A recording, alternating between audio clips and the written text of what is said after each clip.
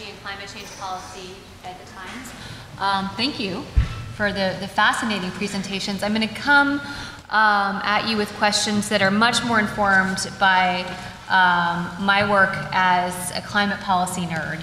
But I think that design and architecture and building are a huge part of the climate policy conversation. And my first question, Alex, is inspired by your talk, but I want to put it out to all of you. You talked about how we should be anticipating all of these changes. You showed changes in shipping routes, but also changes in the way in where people are going to build, where they're going to live. Greenland could look like Manhattan. But when I look at the climate science, it certainly tells us that that's on the way if we don't see significant policy, if we don't see carbon pricing. It also says that although these big changes are on the way, they're very unpredictable. We don't know, we don't know what's going to be warmer and by when. We know that we might see parts of the world where you can grow things and build that you can't do now. We also know that there will be parts of the world where you can't grow food. We know that there will be rising sea levels, but the sea levels rise very fast in some areas, very slowly in others. So as you think about the inevitability of designing for this rapidly changing world, how much are designers looking at this science? What access do you have to it? Is that kind of going into your models? How much of this is sort of hypothetical with pictures of people building houses in Greenland, building cities in Greenland, and how much of it is informed? How much real data do you really have to model this out? Well, we work with corporations mostly because they're the only ones that have supply chains.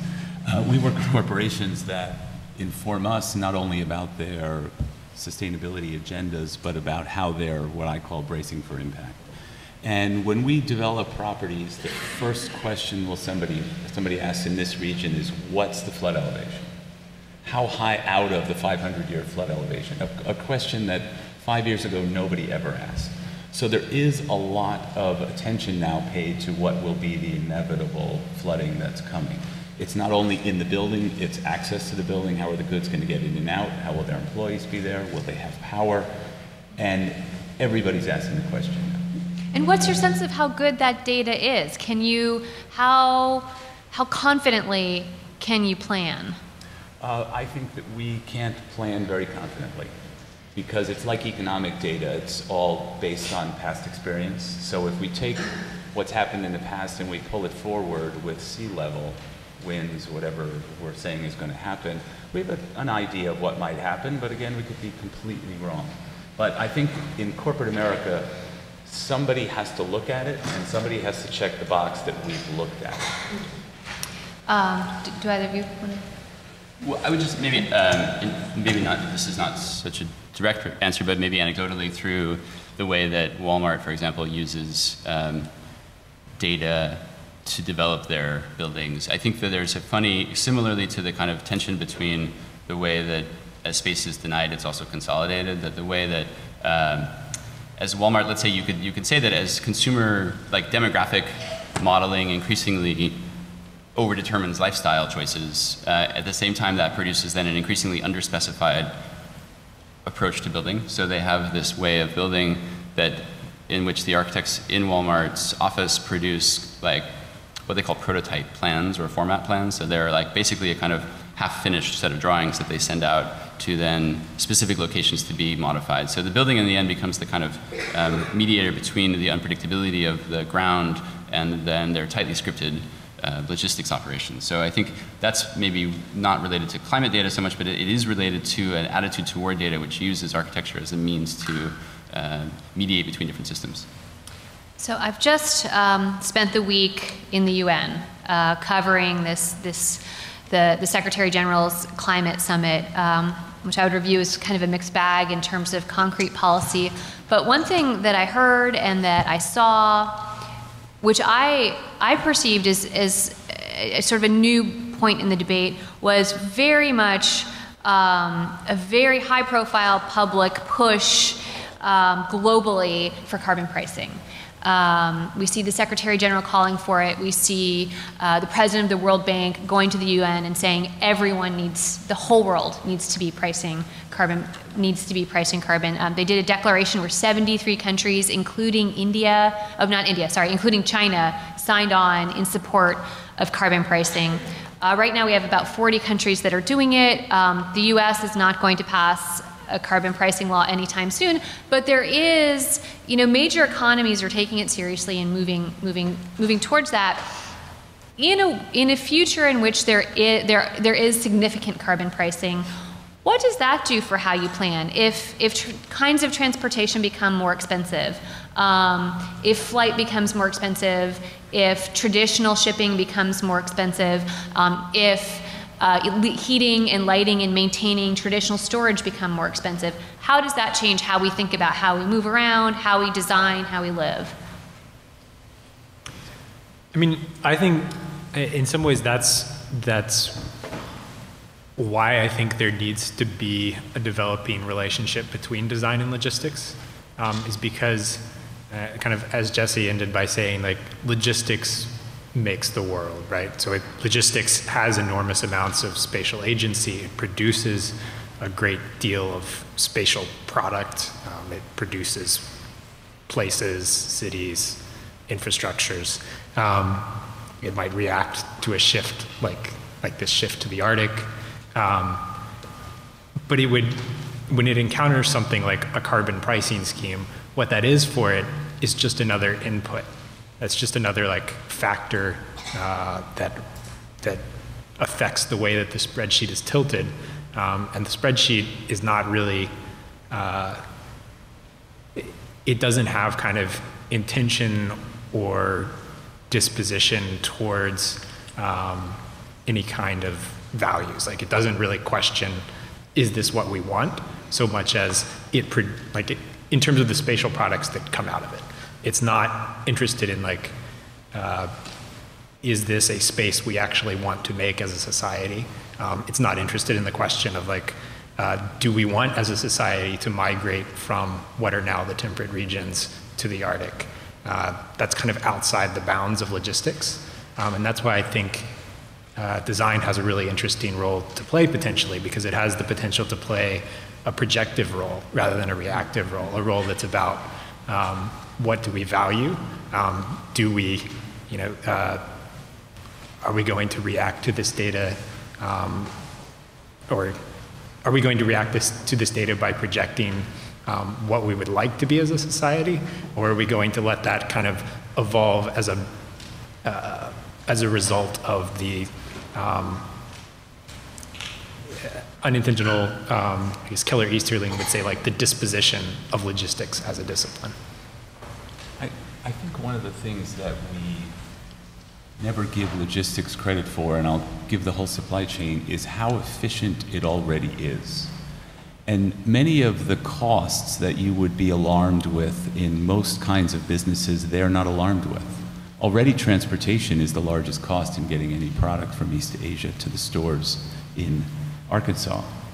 So for decades, people have already been working on these efficiencies, and I don't think they would change very much. I think it has, at this point, more to do with labor laws and access and cost of natural resources. And I think we're already seeing the shift from East Asia in production. China is now the incumbent, and we're starting to see shifts over Vietnam, and then we are already starting to hear murmurs in West Africa for production, which will make the supply chain a little bit slower. But I think it's because of the labor costs and as well as the labor laws that are going on in Asia right now that it's really shifting to the West. I just would add quickly that I think, this came up even in the previous discussion when someone was asked or acknowledged the difficulty of articulating the world that we would want, and I think exactly that design is capable of at least helping to do that. And then I think that I was going to add, I think, to also what Alex was saying, that in terms of how these things would play out, with the story about Walmart, because that's the one I know, of course, most of you know the story of how it's gradually and is consistently externalizing all of its costs further and further away. So the factory in Ohio goes to Mexico, goes to China. A lot of that is enabled by both labor laws and transport costs. But now, for example, as transport costs from China back to the US are increasing, then there's a certain point where in some sectors manufacturing domestically becomes cheaper than shipping it. And so then that would be a scenario to investigate through design to say what would happen with this, what are all the ways we could imagine this, and how could that actually turn into maybe a world we would want. So I think that they all kind of can fit together. I was going to bring up two policy things. One has to go to the property level issues of an actual building. But in the supply chain, the buildings are already so efficient that it took us about 4.5 years to figure out how to make a LEED certified industrial building, distribution building. Because the process is based on making buildings more efficient than the one you made them before. These facilities, they're not cooled, they're heated at 45 degrees, they have a de minimis amount of office space which has few creature comforts in them. They're made from recycled material, they're as sparse as they can be. You can't make them any more efficient. And we finally figured out a way to make that happen a few years ago, and now the USGBC is trying to grapple with this idea of efficiency in a system that's already efficient. The second policy issue I want to talk about has to do with carbon tax and has to do with sort of cradle to grave tax, as we were hearing before, which is that in building construction, I don't know how many people get down into the weeds of tax policy, but I certainly do, being an investor. It is absurd that I can expense energy use but have to capitalize energy savings. It's a basic premise of tax policy where if I want to fix the poorly functioning heater in my house or in my corporate facility, I can expense that repair. If I want to put in a brand new energy efficient one, I have to capitalize it over 39 years. The after-tax effect of hobbling along on an inefficient system is better. That leads straight into my next question, which is give a review on how well the government and corporations are responding to climate change, to the disruption, to the need to build differently, to design it differently, and to plan in a different way. If we're entering sort of this new reality where local governments need to be planning different kinds of infrastructure, where the federal government needs to be reconsidering tax policy, how well are corporations doing, and how well is the government doing? I think corporations are way ahead, believe it or not. I think we look at corporations as the people who are causing some of the problem, but they're so far ahead of the government in their policies right now. Certainly the more sophisticated corporations are. I mean, except for this is a little wonk talk, but 179D energy credit that we could get for building energy efficiency, there's been no innovative policies on the federal or state level that have come out in years. On the corporate side, carbon is the #1 issue because they've already squeezed out all the money. So we're working with a European-based company now with facilities on every habitable continent anyway to reduce their carbon footprint. It's because it's now come down all about carbon, which is good, not a bad thing. And they really targeted the northeast of the United States because if you're trying to reduce energy or reduce carbon, first way you do it is you reduce energy, but then you peel it back and you find that you have to look at how the energy is produced.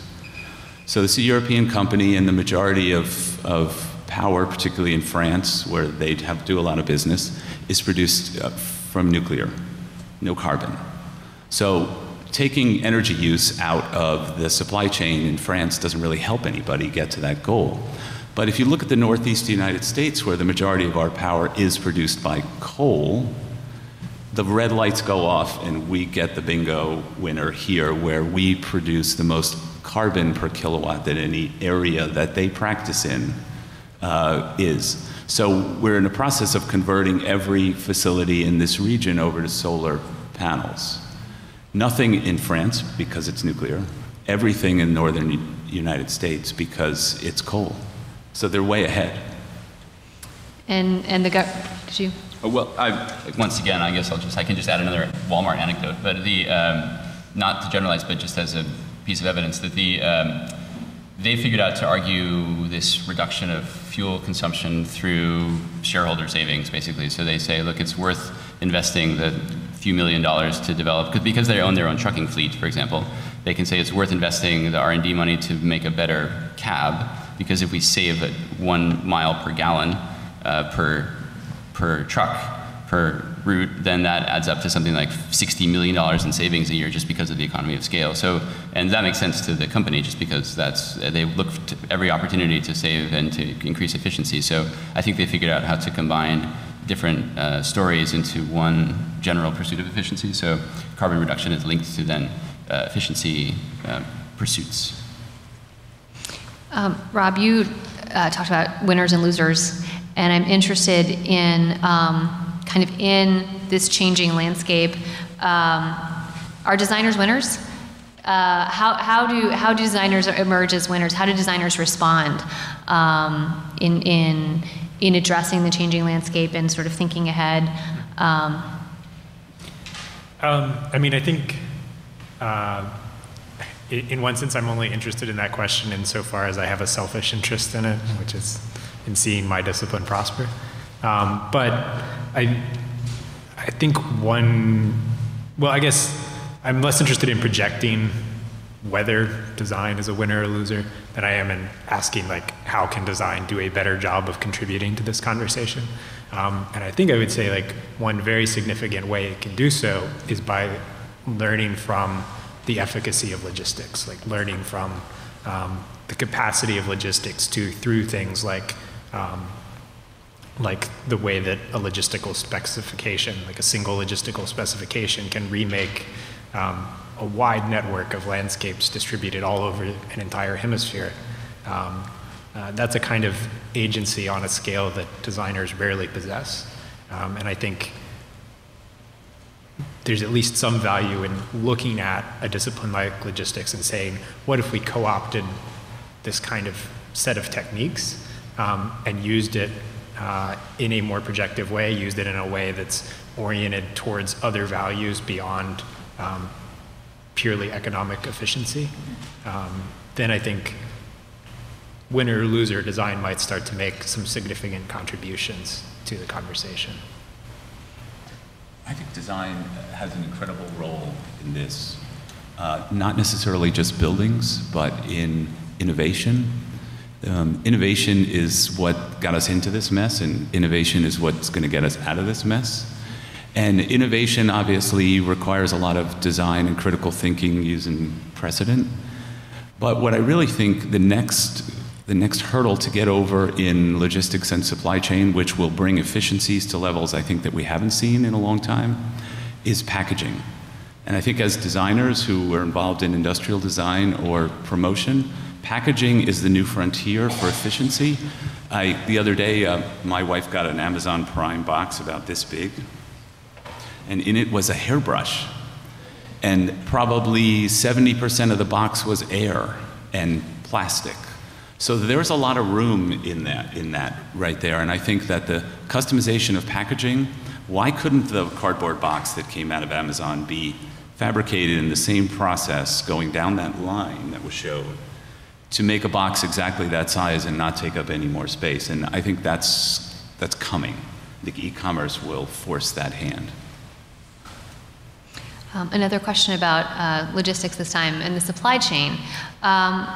You know, we're also possibly entering into a world where, I mean, you talked about the need to get the right consumer, the right thing in the right place at the right time. What consumers are going to need is going to change. There are going to be places, parts of the world, parts of the United States, where food doesn't grow, where crops don't grow the same way that they used to. This is going to happen all over the world. There's probably going to be significant migration. You know, people are going to be living in different places, need different things, have different needs. And that's going to be changing, and it's going to be unpredictable. How does the world of logistics respond to that? You know, sort of not even knowing what consumers will need what and where and when.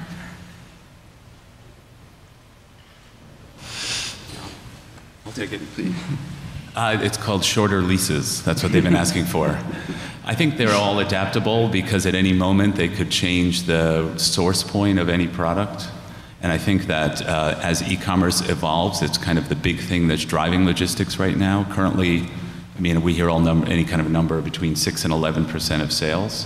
One of the great things that's happening for me in my life is that every dollar spent in an internet sale requires 2 to 3 times the amount of warehouse space as a traditional brick and mortar sale. So that's good news for me. But what that does to the reorganization of the supply chain is it's currently putting products closer to customers than further from customers. Walmart has a grid that Jesse knows most about that puts the products near the stores, and right now we're putting it near the people. So we're seeing, just like we're seeing with population growth and housing, we're seeing people sort of move back to the urban cores. We're seeing that with product right now. The fit out of an e-commerce industrial building looks like a retail store. It doesn't have racks and pallets and shrink wrap and boxes, but it looks like a 3-level CVS with people running around with baskets picking your order. So it's a completely different supply chain, and it requires products to come further down the river to the consumer and park there so they can have it, say, by the end of the day today when you really want that new iPhone. Yeah, I mean, I think this is maybe more speculative, but I guess that the question is a way linked to maybe, on one hand, well, I think all of these questions are resting on certain assumptions about what consumption is about and the behaviors that underpin that. And so I think that one of the things that we'll have to keep looking at are the assumptions about lifestyle and maybe survival on the other end. So between those two things, like basically being able to stay alive versus having the life that you want, and then different ways of becoming, achieving some kind of level of satisfaction, hopefully. And so the degree to which logistics relates to those things is not just about logistics capacity as a system, but as a much bigger set of cultural values that we share. So I think that link between, and then so what I was trying to also say about this question of data is the degree to which certain lifestyles are prescribed or determined by our own habits. And I think the question of how our own behavior reinforces the future direction of these things. I mean, I liked what Alex was saying about, I thought it was interesting when you said that corporations are the only ones with supply chains, but then UPS, for example, with this new campaign is promising that each one of us would have our very own supply chain that we would be able to monitor, and I think that actually was something that probably might start to come to pass, that we start to become much more involved with the monitoring of our own world as it comes and goes. Just one last question, then we'll go to audience Q&A. So if you've got a question, you can get it ready and come to one of the mics. Do you anticipate having to work more with the federal government as, again, we enter into this sort of more unpredictable landscape? From my perspective, I definitely see government policies engaging much more, certainly at the state level. They're trying to do it at the federal level, on how people build, how people live, how people move around. From everything from pricing carbon to new kinds of building regulations to taking climate resilience into account. Do you anticipate that will be more part of the way you think, the way you design? Yes. No, I mean, as one example of that, as Andrew mentioned when he was introducing me, one of the significant chunks of my work is with this group, the Dredge Research Collaborative, that thinks about how people move sediment around. Often that's as a consequence of the dictates of logistics. So it's through these things like dredging the harbor to maintain navigation channels for the shipping of goods. And the kind of, one of the things that's always fascinating to us in the collaborative as we parachute into different locations and look at what the kind of iterations of dredging practices are like in given place. So the first place we did was New York, then we did Louisiana, now we're headed to the Great Lakes, is that there's this kind of extremely complicated tangle of federal agencies and corporate actors, including environmental consultancies and materials corporations and the dredging companies themselves, and kind of non-governmental organizations, environmental advocacy groups, citizens groups that all have kind of an interest in the landscapes that are produced by these activities, which are driven by logistics. And so that kind of, I think one of the things that we are hoping that we can push designers to do a little bit more through the way that we set up our events is to consider how the kind of choreography or disposition of the networks between those actors, like the way that, say, the EPA relates to Arcadis, an environmental consultancy, relates to Great Lakes Dredge and Dock, the company that actually carries out the contracts, how that ends up as kind of a medium informing the work that actually gets done. I think that is something that attention needs to be paid to. It's kind of like, it's like the Marshall McLuhan, like the medium over the message, trying to understand the kind of how the like way that something is set up ends up affecting the actual spatial product. Okay. Do we have any audience? There's one here. A couple of audience queue. Sure, thank you for your insights. I'm having some trouble understanding how my 5,000 pound life fits into this discussion around logistics. I mean, we need to be looking at significant dematerialization, you know, consuming less. In fact, I don't even like the word consumers. I think we need to move past it. We need to be talking about zero waste. We need to be talking about closed loop thinking. And in fact, that poses some interesting questions about our one-way linear logistics system and how we actually think about closing that loop, particularly around things like food. And what does things like collaborative consumption do? Are we going to actually consume, you know, use less materials? Are we going to share resources? That's certainly something that's, there's some interesting business models around, so there might be some significant changes to the industry around that, along with promoting regional economies, so we don't bring things in from the other side of the world. We want to grow our local economies and work around a global trade policy to do that. We don't have a solution to air travel in terms of reducing carbon associated with transporting things that way. So there's some significant challenges, and I don't have, you know, admit that there's easy solutions, but certainly we need to be looking at some pretty big steps to get to this 5,000 pound life scenario. And I'm just wondering, in terms of what some of those, you know, big steps or big changes that you see coming might be. And things like 3D printing might make a big change too, but I'll just leave that. I know it's a bit of an open question, but it's the topic here today, so thanks. Well, without addressing the body of your question, I would throw out, because this idea that 3D printing might eliminate the supply chain gets tossed out. I don't know, that seems extremely hopeful to me, like excessively optimistic, because I think if you look at 3D printing as an activity, it has its own supply chain, like the material for it comes from somewhere. The material, the technology used in 3D printing comes from somewhere. There's a supply chain of factories and extraction landscapes backing that up. I doubt that's going to eliminate supply chains.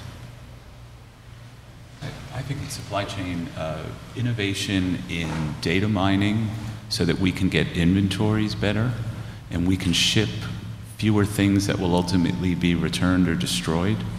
So, you know, I know that's a privacy issue perhaps here, but I think that the more data we have, the more easily we'll be able to solve this issue.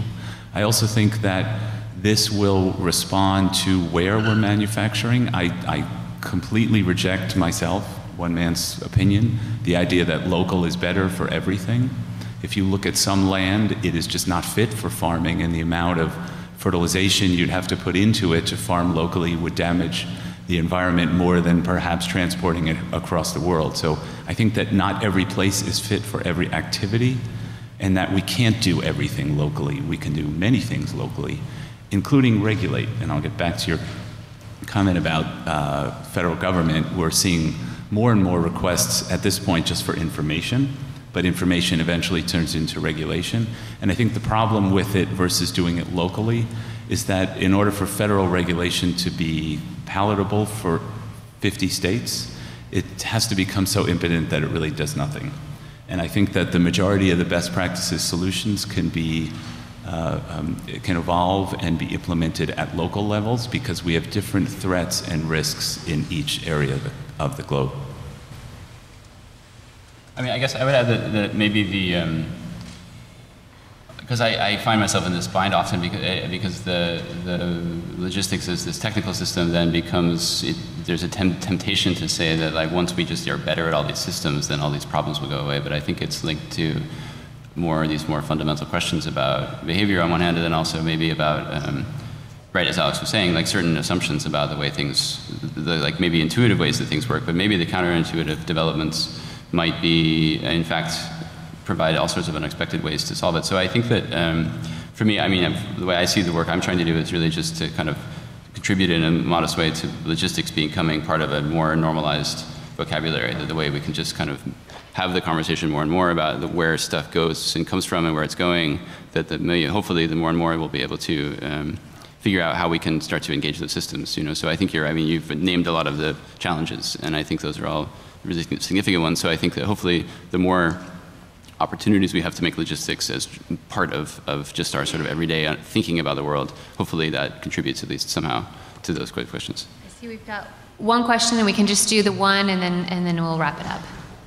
Hi, thank you for your presentations. I appreciated the sentiment that design can become a place for imagining, and imagining worlds that we're happy with, and a world that we want it to be, but I think that there's sort of an implicit tension there with efficiency being so foundational to logistics. And so if you could speak a little bit to the tension that exists between efficiency and imagining. So I mean, a lot of things like social values, participatory negotiation, and creative process aren't efficient, or there's sort of a tension in the types of efficiency that we're talking about.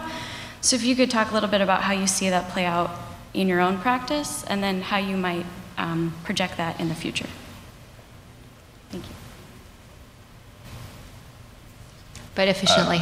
Yeah, right. Well, I would just add, I mean, it's true. I mean, I agree. It's hard. I mean, I think that that's the idea that if design is a cultural practice, then like most cultural practices, it's wasteful sort of by definition. And so then to kind of, and I would say that maybe for me, the location of design is not about like figuring out how like to design logistics, but to like take certain attitudes from logistics to design. So for example, like the attitude toward form that Walmart displays is about rethinking what architecture is, not about trying to design a better logistical system, but to take a model of design thinking and maybe transport it somewhere else. I think that what we consider to be design as architects is not necessarily what supply chain designers think of as design.